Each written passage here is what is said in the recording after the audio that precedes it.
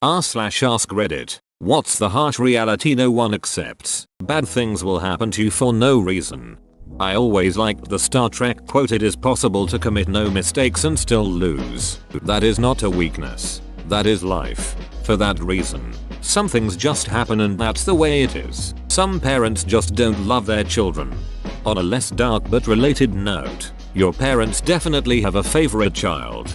I have 3 kids. My oldest is my favorite to go shopping with and share memes and videos with. My middle is my favorite if I need a good quiet cuddle and quiet time spent with someone. My youngest is my favorite to go exploring with and try scary new skills with. They all have something I would miss horribly because the others just don't bring that energy to the table.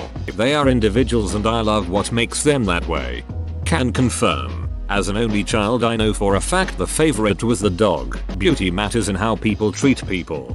As an average looking guy with amazingly photogenic kids, I get told a lot that I must have a beautiful wife. My daughter used to get free stuff all the time from shopkeepers etc. Wow, she is so cute. Can I give her a sweet etc. Really opened my eyes. Absolute strangers would offer her small gifts all the time. As a former ugly kid, it's really ducked up how people extend their shallowness to treating ugly kids badly. Couldn't agree more. There were 3-5 of us as kids used to play together. People always comment how the most beautiful kid is splendid.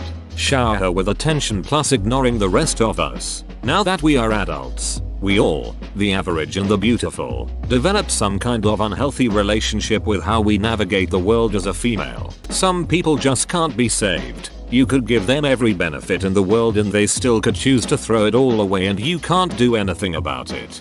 This is a tough lesson to learn. People have to want to change. Nothing you can do can make people change if they are resistant to it. This hurts and I'm not sure how I feel about it. I work with children who have suffered immense trauma and abuse. Far worse than you can imagine. I work with them when they are teens. And they've started to utilize coping mechanisms that society would deem to be poor. Despite the fact those coping mechanisms have kept them alive. They may steal, lie, run away, take drugs etc. They do it because no one has made them feel like they're worth believing in. Statistically, these children, when they become adults, are likely to not have jobs, have healthy relationships, or even have a home. It isn't a choice. They simply don't believe in themselves enough to think they're worth the effort. It isn't benefits they need. It's love. Very few people truly accept their mortality, and most of the time when it truly sinks in, people get scared and want to avoid it.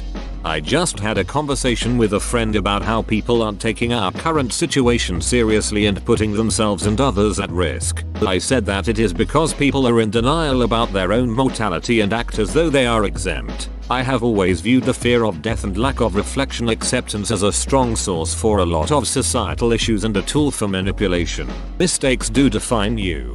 The little ones don't. But if you make a big mistake, it will alter your life to an extent. Saying that they don't matter is a lie that will prevent you from diagnosing life problems later down the line. This is something I wrestle with a lot in terms of my recovery from alcoholism. I quit young, at 24, and have been sober 7 years without relapse. Despite that accomplishment, I have alcoholic neuropathy, nerve damage, that will never go away no matter how long I'm sober. This is a wonderful accomplishment though. Quitting is so hard, even if you have every reason to. You chose life. First impressions are a very ducking big deal. They can be.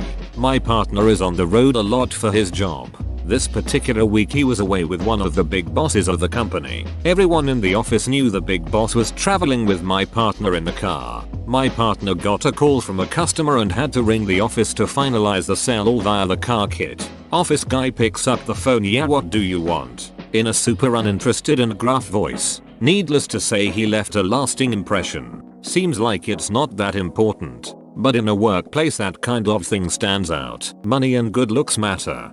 And if you don't have enough good looks, just add money.